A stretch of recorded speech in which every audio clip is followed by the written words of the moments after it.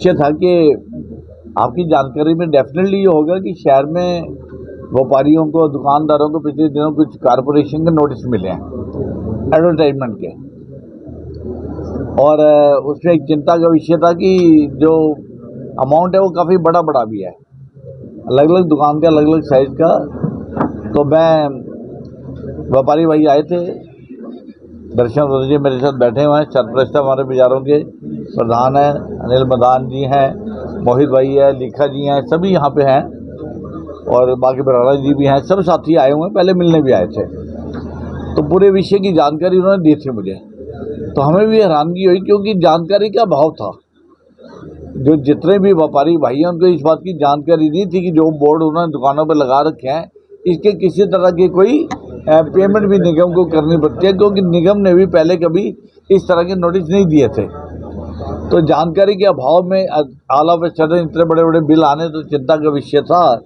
तो मैं आज कमिश्नर साहब से मिला था, कोमल बिटिया भी थी, हम लोग कमिश्नर साहब से 2 मीटिंगें कर चुके हैं और पूरी जानकारी ली है उनसे हमने। और कानून के अंतर्गत ही ये जो बनाए गए बिल है ये हम मानते हैं, लेकिन इसकी जानकारी नहीं थी व्यापारी को, हमें भी नहीं थी, तो चिंता का विषय है। तो इसके लिए कल मैं माननीय मुख्यमंत्री जी को, नायब सिंह सैनी जी को मिलूंगा और उनसे पूरा मैंने बिल ले लिए हैं यहाँ की कुछ, और हमारा प्रयास ये है कि जो हो गया अनजाने में उसको माफ़ी दी जाए।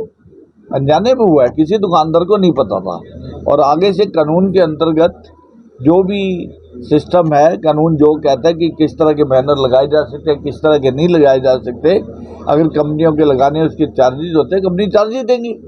लेकिन एक प्रार्थना मुख्यमंत्री जी से मैं करूंगा डेफिनेटली कि जो दुकानदार अपने भाई अपनी दुकान का नाम लिख के, मान लीजिए किसी दुकान का नाम ABC नाम है उसकी दुकान का, अपनी दुकान का नाम लगा के रखता है और उस दुकान पे क्या सौदा पत्ता वो बेचता है, अगर ये लिखा हुआ है तो इसके कोई चार्जेस नहीं होने चाहिए। मेरा मत ये है, बाकी नियम तो क्या बोलेंगे उसका देख लेंगे, लेकिन हमारा प्रयास 2 प्रयास है कि एक तो पिछले बिलों की माफ़ी की जाए, और दूसरा आगे से दुकानदार अपना बोर्ड तो लगाने की उसको इजाज़त हो विद द डिटेल क्या काम करता है वो, और अगर वो ब्रांड का किसी का लगाएगा तो निगम की जो भी प्रोसीजर है उसकी व्यापारी पेमेंट करेगा।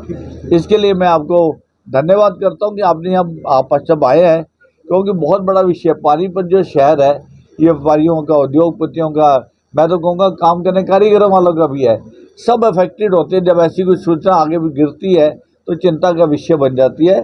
मैं दुकानदार भाइयों को ये यकीन दिलाता हूँ, यकीन करिए आपने हमेशा हमारा साथ दिया, अपने व्यापार बड़े ढंग से किया, बड़ी ईमानदारी से किया है, और हम हमेशा आपके साथ हैं। आपकी समस्या हमारी समस्या है, इसका हल करके आएंगे, आप चिंता मत करिएगा। किसी की दुकान को कोई नुकसान नहीं होगा, किसी की दुकान को सील नहीं होने जा रही है किसी भी तरह की, और इसका विषय जो मुख्यमंत्री जब इससे बात करेंगे हम तो अच्छा नतीजा निकाल के लाएंगे। नोटिस मिले हैं 14 करोड़ के दुकानदारों को, अमाउंट तो मुझे मालूम नहीं है कितने करोड़ की है, लेकिन जो भी है, मैं पहले भी बोला कि अनजाने में एक दुकानदार अपने बोर्ड लगा रहा है, कानून नहीं पता था, जब कानून का मालूम है तो उसका पालन करेगा दुकानदार। दुकानदार मना नहीं कर रहे हैं, लेकिन अनजाने में जो काम है उसके माफ़ी की सरकार से आग्रह करेंगे। तो अभी विधायक जी दुकानदारों को क्या आश्वासन दिया जाएगा? दुकानदारों को मैं कहना चाहता हूँ, उनका भाइयों भाई किसी का नुकसान नहीं होने देंगे, एक पैसे का नुकसान नहीं होने देंगे, दुकान का नुकसान नहीं होंगे, किसी की दुकान सील नहीं की जाएगी जब तक कि माननीय मुख्यमंत्री जी से बात करके विषय को आगे बढ़ा के आपको यकीन दिलाता हूँ कि पीछे का हमारी कोशिश ये होगी इसको पूर्णतया माफ़ किया जाए, पूर्णतया, और आगे से जो कानून का पालन करने के लिए हम लोग तैयार बैठे हुए हैं। लेकिन दुकानदार को अपना बोर्ड लगाने की इजाज़त कराएंगे, प्रावधान नहीं है अगर कानून के अंदर तो आने वाले सेशन में इसका प्रावधान कराएंगे कि दुकानों को अपने बोर्ड लगाने की इजाज़त होनी चाहिए। सर, कई दुकानदारों को जो थाने की तरफ से भी नोटिस आए थे कार्रवाई करने के लिए, वो गलतफहमी है। वो थाने से जो नोटिस आया कॉरपोरेशन के, वो क्योंकि दुकानदार का नाम आगे लिखे, कोई भी आप वो नोटिस उठा के देखिए उसके आगे ब्रांड का नाम लिखा हुआ है। वो जो नोटिस जाने चाहिए थे ब्रांड के जो मार्केटिंग मैनेजर हैं, ये बात कल मैंने की है, जो ब्रांड हैं जिनके नोटिस आए हैं, ब्रांड के जो मार्केटिंग मैनेजमेंट के लोग हैं उनको वो नोटिस है, उनको हाजिर होना पड़ेगा, उनको जवाब देना पड़ेगा। आज दुकानदार को जवाब नहीं देना पड़ेगा। ये सेशन में पहले भी काफी मुद्दे उठाए हैं आपने पानीपत से रिलेटेड, उनकी इम्प्लीमेंट कहाँ तक पहुंची है और उसके बारे में दोबारा कोई बैकअप लिया? देखिए, एक बहुत बड़ा काम किया था, आज आपको याद दिलाता हूँ। इसी से जुड़ी हुई बात है। जब हम लोग पाकिस्तान से आए तो रिहेबिलिटेशन जोन बने थे सारे हरियाणा में, सोनीपत में, करनाल में, पानीपत में, रोहतक में, हिसार में रिहेबिलिटेशन जोन में। माल्टन उसका एक हिस्सा है। नारायण सिंह पार्क है या टीपी स्कीम है या रिहेबिलिटेशन जोन है। सुखदेव नगर है, ये टीपी स्कीम का है। जो आपका तहसील कैंप है, ये रिहेबिलिटेशन जोन है। माल्टन रिहेबिलिटेशन जोन है। नारायण सिंह पार्क आपका और टीपी स्कीम है। टीपी स्कीम में कानून है कि आप अपने प्लाट के दो हिस्से नहीं कर सकते। जैसे कि हुड्डा में आप अपना प्लाट खरीदते हैं कोई जना, तो दो पार्ट नहीं कर सकते। लेकिन ये कानून रिहेबिलिटेशन जोन का किसी को पता ही नहीं था। सभी लोगों ने, बच्चे बड़े हुए, 2 बच्चे थे, 200 गज का प्लाट था, 100 गज करके बच्चों को दे दिया, रजिस्ट्रियाँ भी होगी। लेकिन कानून ये नहीं कहता था।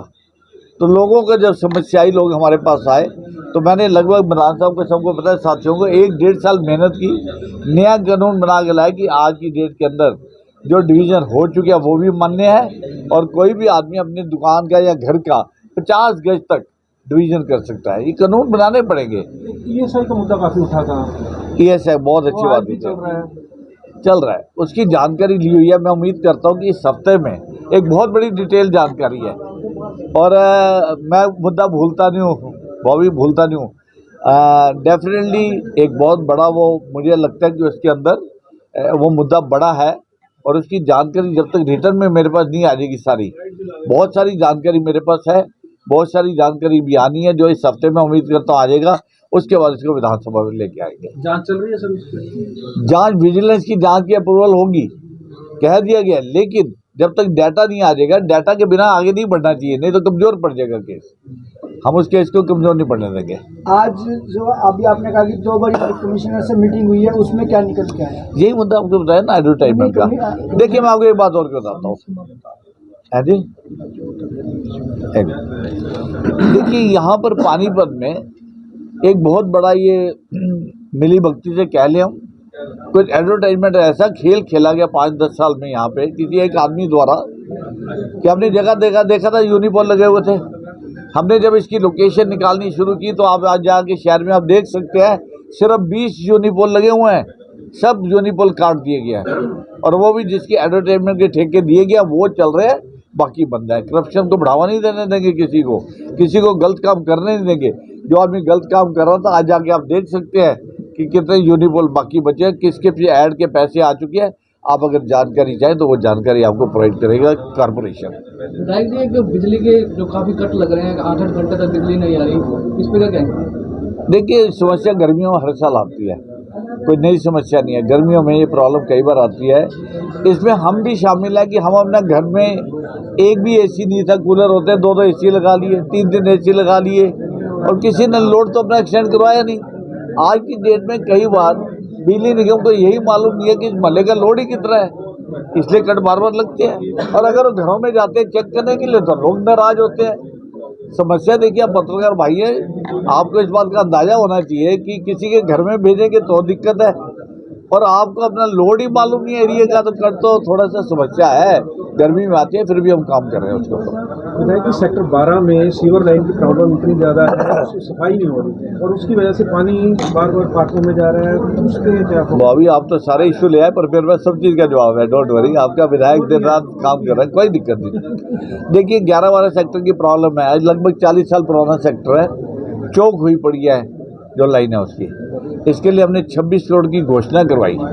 अब जो इसके अपने DPR बनाई है, उसके अंदर एक प्रावधान किया था कि पानी की समस्या परमानेंट खत्म हो। इसमें पंपिंग स्टेशन बनने, और पंपिंग स्टेशन कहाँ बनना है? HSVP की लैंड पे, और लैंड है जो मित्तल माल से सड़क जा रही है बैक साइड में, जो पेट्रोल पंप मलिक साहब का पेट्रोल पंप है, उस साइड से पहले वहाँ पे HSVP का कार्यालय होता था, पब्लिक हेल्थ का। उसके अंदर हमने उनसे 1000 गज जगह मांगी है, प्रोसीजर फाइल चल रही है, उस पर काम कर रहे हैं। इसी से रिलेटेड एक और है YEP पे इसी में यमुना एक्शन प्लान में HICDC का ऑफिस है, चौटाला रोड पे पहले था, वहाँ पे बड़े बड़े गड्ढे हुए पड़े हैं क्योंकि एक सीवर लाइन बहुत बड़ी थी, वो क्रैक हो गई थी। उसके बाद आज भी वो गड्ढे वैसे के वैसे हैं और बरसातों का सीजन आने वाला है, वहाँ पर पानी इकट्ठा होगा और हादसे नहीं, लगातार इस पर DC साहब भी इन्वॉल्व है, पब्लिक हेल्थ भी इन्वॉल्व है, सब लोगों की जानकारी में है। इसका बजट आने वाला है इसका काम करने के लिए डेफिनेटली।